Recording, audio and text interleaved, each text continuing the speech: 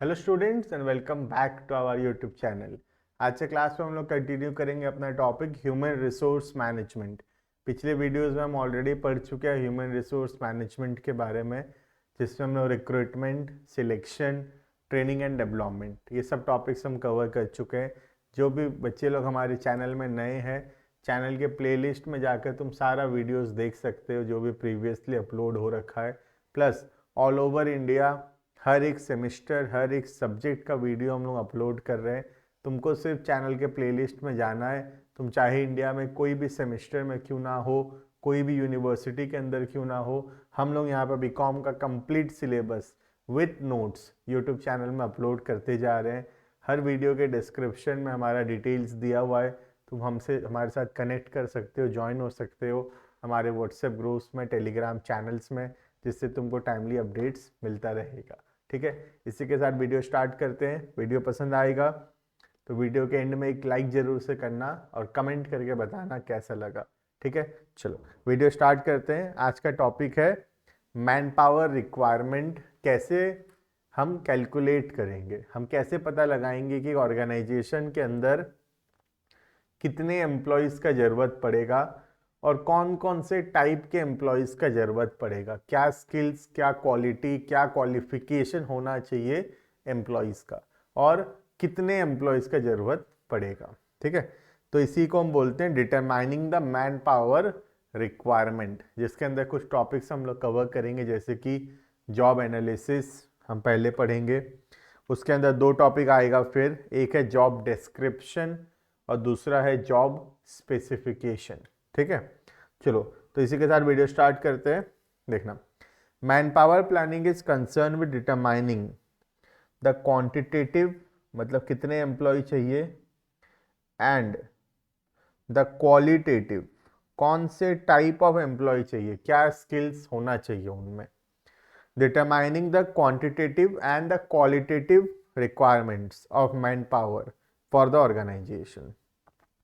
The quantitative aspects deals with determining the total number of people required. तो quantitative क्या पता लगाता है, टोटल कितने नंबर ऑफ एम्प्लॉयज का जरूरत पड़ेगा to do the work. The quality और काइंड ऑफ पीपल रिक्वायर्ड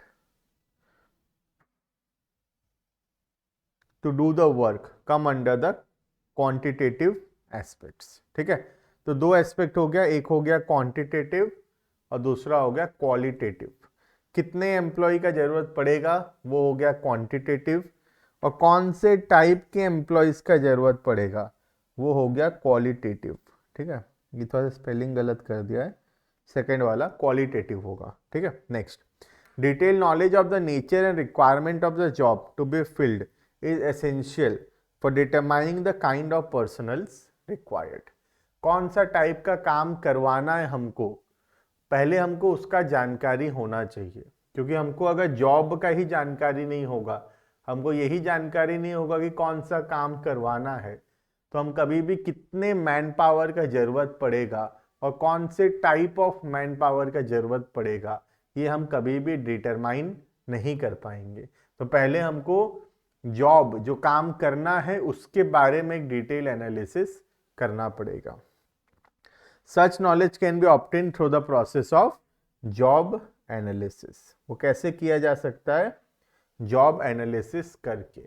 जब तक हम जॉब एनालिसिस नहीं कर लेते, जो काम करना है उसको एनालाइज नहीं कर लेते, तब तक हम पता नहीं लगा पाएंगे कि कौन से टाइप ऑफ एम्प्लॉयज चाहिए और कितने एम्प्लॉयज का जरूरत पड़ेगा। ठीक है, तो पहला टॉपिक है जॉब एनालिसिस। देखना, it is a detail and systematic study of jobs. Jobs मतलब जो काम हमको करवाना है। To know the nature and characteristics of people to be employed on various jobs. कौन से टाइप ऑफ एम्प्लॉयज का जरूरत पड़ेगा, ये जानकारी हासिल करने के लिए हमको जॉब एनालिसिस करना पड़ेगा। It involves collection of necessary facts regarding jobs and their analysis. The main purpose of job analysis is to collect the data and then to analyze the data related to a job. Job analysis thus performed upon ongoing jobs. The data relating to job may be classified as under. तो क्या क्या information हमको पता लगाना पड़ेगा। पहला, job identification, पहले कौन सा काम करना है वो देखना होगा, कौन सा काम करवाना है हमको। Next, nature of the job, किस प्रकार का काम है वो, फिर वो देखना पड़ेगा। तीसरा, क्या क्या करना पड़ेगा उसके अंदर, operations involve in the job, ठीक है। फोर्थ वन, क्या क्या मटेरियल और इक्विपमेंट्स का जरूरत पड़ेगा काम को करने के लिए। पांचवा, क्या क्वालिटीज चाहिए हमको अपने एम्प्लॉयज से कि वो लोग उस काम को मैनेज कर सकें। हर काम के लिए अलग टाइप ऑफ क्वालिटीज का जरूरत पड़ता है। तो अभी जो हम काम करवा रहे हैं हमको एनालाइज करना पड़ेगा कि उस काम के लिए क्या क्वालिटी का जरूरत है। And last one, relation to the job and other jobs in the organisation, बाकी जॉब से, बाकी कामों से क्या रिलेशन है इस काम का। Job analysis can be divided into 2 parts. हम 2 पार्ट में क्लासिफाई कर सकते हैं जॉब एनालिसिस को। पहला हो गया उसके अंदर जॉब डिस्क्रिप्शन और दूसरा हो गया जॉब स्पेसिफिकेशन। नाम से पता चल रहा है बेटा, जॉब डिस्क्रिप्शन का मतलब होता है क्या टाइप का काम है वो पता लगाना, और जॉब स्पेसिफिकेशन का मतलब उसमें क्या करना है, कौन से टाइप ऑफ पीपल का जरूरत पड़ेगा उसको एनालाइज करना, ठीक है। तो जॉब डिस्क्रिप्शन मतलब जॉब को एनालाइज करना, क्या काम करना है ठीक से पता करना, और जॉब स्पेसिफिकेशन का मतलब है उस काम को करने के लिए क्या क्या चाहिए रहेगा उसको एनालाइज करना, ठीक है। तो 2 टॉपिक है, एक है जॉब डिस्क्रिप्शन, दूसरा है जॉब स्पेसिफिकेशन, ठीक है। हम पहला टॉपिक स्टार्ट कर रहे हैं जॉब डिस्क्रिप्शन, ठीक है। देखना, job description is the immediate product of job analysis process. The data collected through job analysis provides a basis for job description and specification. Job description functionally describes. Job description में क्या पता चलता है, क्या प्रकार का काम है, what the job entails, काम किस चीज का, क्या काम है वो पता करना. It discloses what, how and why the job is to be done. काम को क्यों करना है, कब करना है, कैसे करना है, ये सब कुछ पता चलता है हमको जॉब डिस्क्रिप्शन से. It classifies the job into various सब जॉब्स. जॉब को फिर हम क्लासिफाई कर सकते हैं सब पार्ट्स में, सब जॉब्स में, and analyse the nature of each sub job. The main object of job description is to differentiate it from the other jobs and to set out its outer limit. हमारा purpose क्या है job description का, हम इस job के बारे में complete analysis करना चाहते हैं और पता लगाना चाहते हैं कैसे ये काम जो है दूसरे कामों से अलग है, ठीक है. Job description is a very important document as it helps to identify the job and gives a clear idea of what the job is. Basically job description हम क्या कर रहे हैं, जॉब के बारे में, काम के बारे में एक ओवरऑल आइडिया हम फॉर्म किए हैं कि क्या क्या चाहिए रहता है उसके अंदर, क्या प्रकार का काम है, कैसे होगा, कौन करेगा, कब करेगा, क्यों करेगा, ये सारा डिटेल हम लोग पता करते हैं इन जॉब डिस्क्रिप्शन, ठीक है. जैसे कि क्या क्या लिखा रहता है देखते हैं. पहला, जॉब का टाइटल, जैसे एनुअल फंक्शन, गणेश पूजा सेलिब्रेशन, जॉब का एक टाइटल रहेगा, काम का एक हेडिंग रहेगा, टाइटल रहेगा. दूसरा, जॉब समरी, जॉब लोकेशन, कहाँ करना है, कैसे करना है, क्या ड्यूटी रेस्पॉन्सिबिलिटी है, क्या क्या चाहिए रहेगा, मशीनरी, टूल्स, मटेरियल्स, किस प्रकार का वर्किंग कंडीशन होगा, किस प्रकार का सुपरविजन होगा, कौन सुपरवाइज करेगा, बाकी कामों से क्या रिलेशन है इस काम का, ये सब कुछ लिखा हुआ रहेगा जॉब डिस्क्रिप्शन में. बेसिकली जॉब डिस्क्रिप्शन एक डॉक्यूमेंट है जो कि जॉब के बारे में कंप्लीट डिटेल्स प्रोवाइड करता है, ठीक है. उसके बाद वंस जॉब डिस्क्रिप्शन हो गया है उसके बाद आता है जॉब स्पेसिफिकेशन. जॉब स्पेसिफिकेशन बताएगा कि काम को करने के लिए क्या क्या प्रकार का क्वालिटीज का जरूरत है, कौन से टाइप ऑफ वर्कर्स का जरूरत है, उन वर्कर्स में क्या क्या क्वालिटी होना चाहिए, क्या उनका एजुकेशनल बैकग्राउंड होना चाहिए, क्या उनका वर्किंग एक्सपीरियंस होना चाहिए, ये सब बताएगा जॉब स्पेसिफिकेशन। ठीक है, देखना जॉब स्पेसिफिकेशन और एम्प्लॉय स्पेसिफिकेशन, इसका दूसरा नाम क्या है, एम्प्लॉय, मतलब एम्प्लॉयज के बारे में बताएगा। ये is a statement of a minimum acceptable qualities required for the proper performance of a job. It specifies the type of persons required, कौन से टाइप के लोग चाहिए, उनका क्या एजुकेशनल क्वालिफिकेशन होना चाहिए, कितना एक्सपीरियंस होना चाहिए, क्या एप्टीट्यूड लेवल होना चाहिए। बेसिकली एम्प्लॉयज कैसे होने चाहिए उसको डिटरमाइन करना is job specification on the job and further assist in selection of appropriate personnel by outlining the various working conditions। और हमको मदद करता है सिलेक्शन करने में, क्योंकि जिस प्रकार के एम्प्लॉयज का जरूरत होगा उसके हिसाब से ही हम सिलेक्शन करेंगे ना, तो सिलेक्शन करने में भी मदद करता है। Job specification includes the following, क्या क्या आता है इसके अंदर देखते हैं।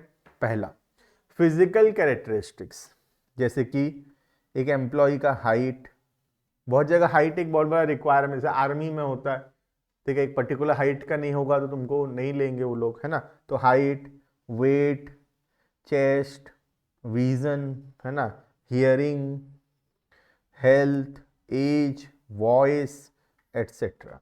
तो ये फिजिकल कैरेक्टरिस्टिक्स का रिक्वायरमेंट हो सकता है, जहीं कैसे कहीं पर हाइट का रिक्वायरमेंट हो सकता है, कहीं पे वेट का, कहीं पे चेस्ट का, कहीं पे विजन का, कहीं पे एज का, कहीं पे वॉइस का, अलग अलग रिक्वायरमेंट हो सकता है। ठीक है, दूसरा physiological and social characteristics such as, एक आदमी का इमोशनल स्टेबिलिटी कितना है, इमोशनल सिचुएशन में वो कैसा बिहेव करता है, एक व्यक्ति कितना फ्लेक्सिबल है, डिसीजन मेकिंग एबिलिटी कैसा है, एनालिटिकल व्यू कैसा है, मेंटल एबिलिटीज कैसा है, मैनर्स कैसा है, इनिशिएटिव, कन्वर्सेशन कर पाता है या नहीं, ये सब भी चेक किया जाता है। ठीक है, तो कई प्रकार का जॉब हो सकता है जहाँ पे ये सब भी रिक्वायरमेंट रहे। ठीक है, तीसरा मेंटल कैरेक्टरिस्टिक्स, जैसे कि मेमोरी लेवल कैसा है, जजमेंट कैसा है उसका, कितना ज़्यादा कॉन्सेंट्रेट कर पाता है वो, ये सब भी इम्पॉर्टेंट है। और चौथा पर्सनल कैरेक्टरिस्टिक, जैसे कि एक व्यक्ति का सेक्स, एजुकेशनल लेवल, उसका फैमिली बैकग्राउंड, उसका job experience, hobby, extra curricular activities etcetera. तो ये चारों चीज किसके अंदर कवर होता है, जॉब स्पेसिफिकेशन के अंदर। क्या क्या चीज, पहला फिजिकल कैरेक्टरिस्टिक्स, दूसरा फिजियोलॉजिकल एंड सोशल कैरेक्टरिस्टिक्स, तीसरा मेंटल कैरेक्टरिस्टिक्स, और चौथा पर्सनल कैरेक्टरिस्टिक्स। अलग अलग जॉब के हिसाब से अलग अलग जॉब का अलग अलग रिक्वायरमेंट हो सकता है, हम कौन सा जॉब कर रहे हैं उसके हिसाब से उसका रिक्वायरमेंट डिसाइड होता है। क्लियर है ये। तो जब तक हम ये दोनों नहीं कर लेते, तब तक हम लोग काम स्टार्ट नहीं कर पाएंगे। क्या क्या चीज, job specification and job description. ठीक है, thus it is clear that first the nature of job is determined which is called job description। तो पहला काम क्या है, पहला काम है जॉब डिस्क्रिप्शन करना, कि काम क्या है पता करना, फिर उस काम को करने के लिए कैसे लोग चाहिए, क्या क्वालिटी होना चाहिए उनमें, वो पता करना, that is job specification. It is only after the analysis of job description and job specification the work of job analysis is complete। तो जॉब एनालिसिस कहाँ कंप्लीट होता है, जहाँ पे हम लोग job description and job specification कर लिए हैं, वहाँ पे कंप्लीट होता है जॉब एनालिसिस। क्लियर।